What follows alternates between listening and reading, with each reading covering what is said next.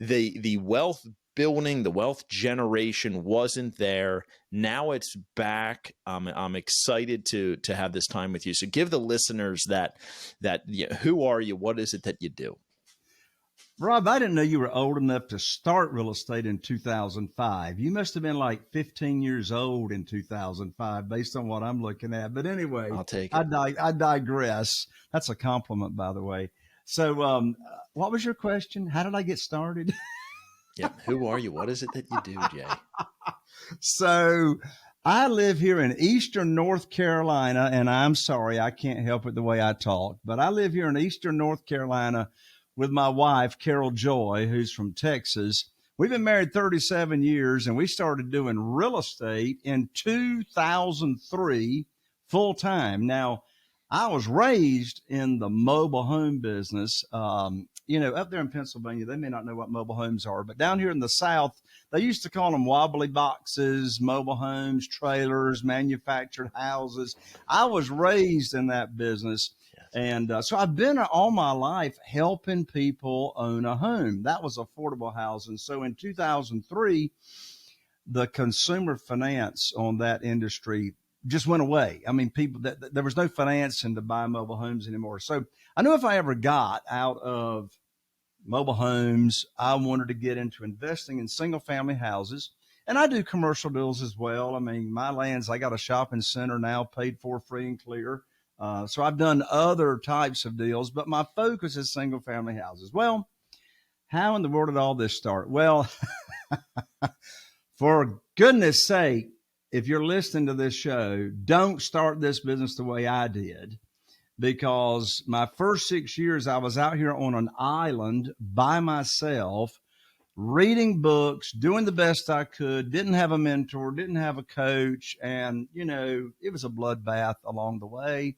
But anyway, my very first deal was actually, I don't know, I must have gotten lucky. Back in 2003, Rob, believe it or not, back then in 2003, they actually realtors actually published this thing called the Homes Magazine. Can you believe? We're here in a small market, Carteret County, only 40,000 people. We do 2 to 3 deals a month, averaging 78,000. That's okay. But we're in a small market. So the Homes Magazine was being published back then, and I read in a book to go look for the nastiest, worst smelling house you can find, because that supposedly is, quote unquote, the smell of money, which made no sense to me when I read it.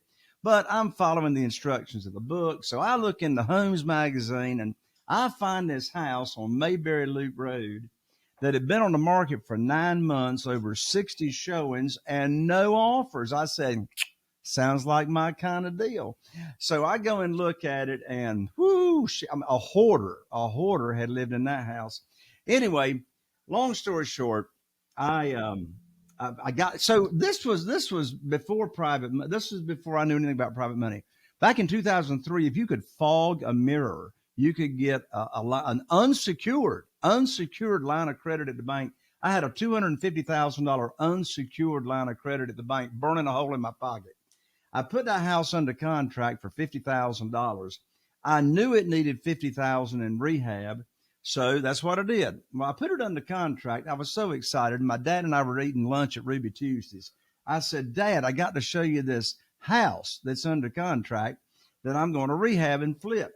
So we went down there on Mayberry Loop Road. He got out of the car. We stepped inside. He looked at me and said, son, have you lost your mind? I said, I don't know, but I'm getting ready to find out. My wife Carol Joy wouldn't even get out of the car and look at this house. She wouldn't even get out of the car. So anyway, I buy the house. I rehab the house. Now I got $100,000 in it. It's absolutely drop dead gorgeous. So what do you want to do when you want to sell a house? You list it with your realtor, right? So that's what I did. List it with a realtor. 45 days went by, 0 showings. So I read in one of them books that if you put a classified ad in the newspaper that says owner financing, your phone will ring off the hook. And it did. On the second ad, I had to shut the ad down. The first guy I talked to was Earl. I never met Earl before in my life. He says, I want to go look at this house because it said owner financing. Well, I didn't know that everybody applied to owner financing has got bad credit, but I found that out. So anyway, Earl said, I'm going to go look at this house. I said, well, it's sort of hard to find here in Morehead City. If you go, and the reason for that, if you go down Mayberry Loop Road the bad way, it's looking bad. But if you go down the Purdy way, it's looking good. So I met Earl there. He walks inside. Now, this was 45 days after no showings. He walks inside. It's drop dead gorgeous. I got it staged. He says, Jay, I'll write you an $18,000 lease option deposit right now. I didn't know what a lease option deposit was.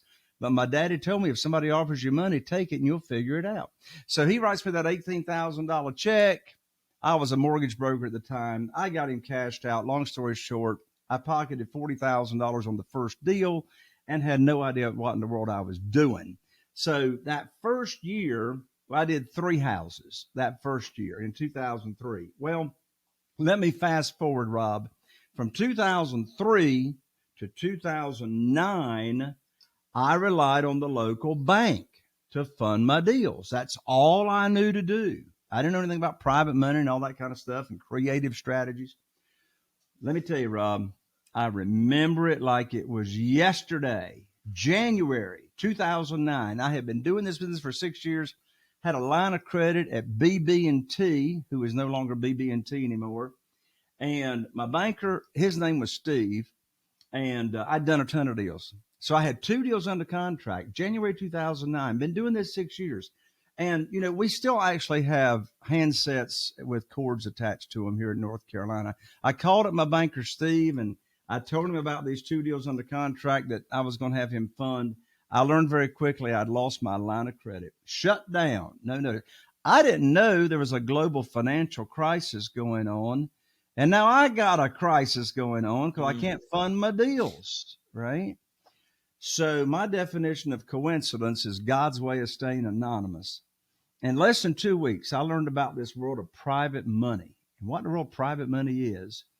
And I raised $2,150,000 from individuals, their investment capital, their retirement funds, to invest with me and Carol Joy in our deals. I closed on those 2 deals. And since January 2009, I've never missed out on a real estate deal because I did not have the funding. Private money puts you in the driver's seat because you make the rules, which is sort of hard for people to understand when they first hear it. But yeah, private money. I mean, that was the biggest blessing in disguise, Rob, I have had in our business.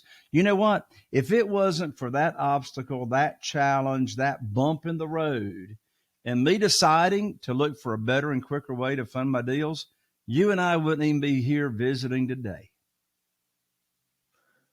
I like how you defined God's way of staying anonymous. It's pretty cool.